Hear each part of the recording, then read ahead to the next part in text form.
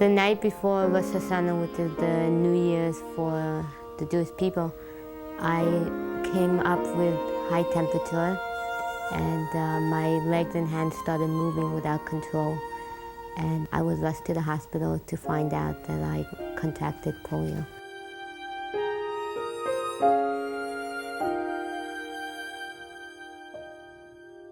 I went on a ski trip with my friends, and after a whole day of skiing, we went back to the chalet, and I was on a couch and we were just horsing around.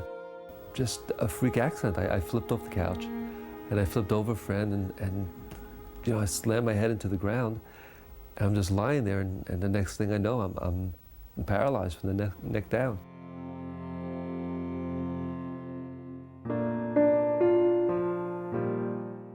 I was hoping and praying that I would one day find a person who would want to marry me and spend a lifetime with me.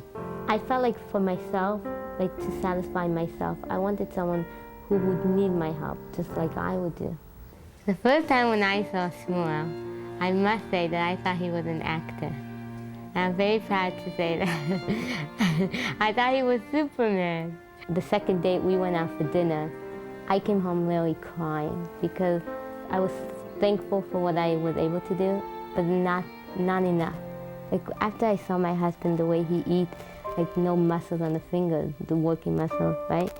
And he still picked up the fork. It's like I came home and thought like, I never really like appreciated that my hands were like really working. I was like in awe, like all these years he was all alone. I felt like, am I capable to put myself as his other half, to really be there and make his life a little happier, to give him a chance to experience like a married life and a family, and I believed he could do it.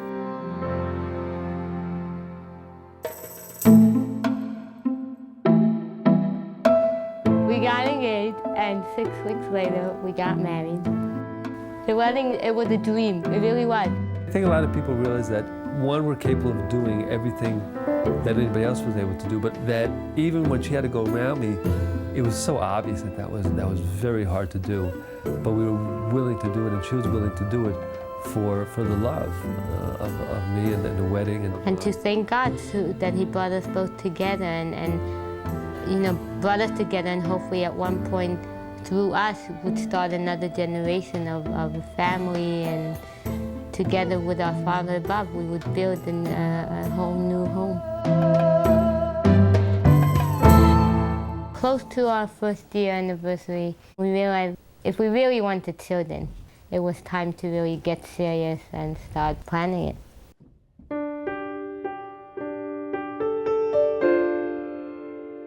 We were quite excited about entering this new territory.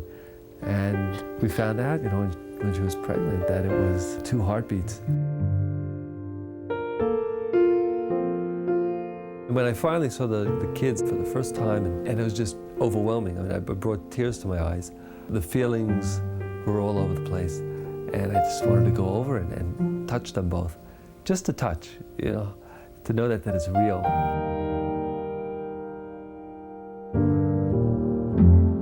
Being in the hospital and seeing the kids and all that, it was great. The first few weeks, every day is fantastic just to wake up to them, see new things happening. But we're also getting back to our daily routine, which is not easy, incorporating their lives and hours and theirs. I have to stay in bed until the aide comes and helps me out.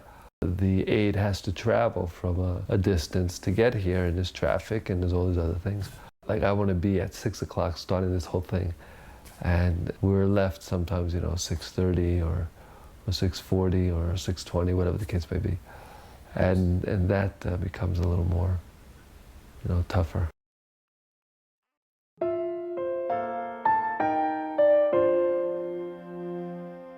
I always knew I was blessed. When you take a step backwards, and I took many steps backwards, I would say, yeah, I'm truly blessed.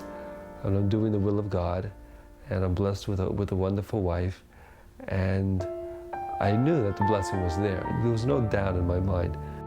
We have each other, we have 2 healthy boys. It's what lots of people dream about and never get. People who really love each other, and they want to bring a life into the world, and they can't, for whatever reason.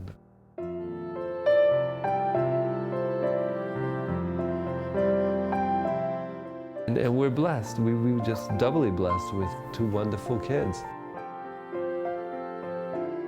And when it comes to God and serving Him, and you know, certainly with our disabilities and so on and so forth, if you look at it that way and in a positive way, it brings you closer to God. It makes you feel that the test wasn't there as a punishment at all, but rather to raise you up to a higher level. And it might be immediate, or it might be after several months or a few years. But either way, looking back, you know that you went through it, and you stuck with God. You stayed right there, and you were able to do it, and it made you a stronger person.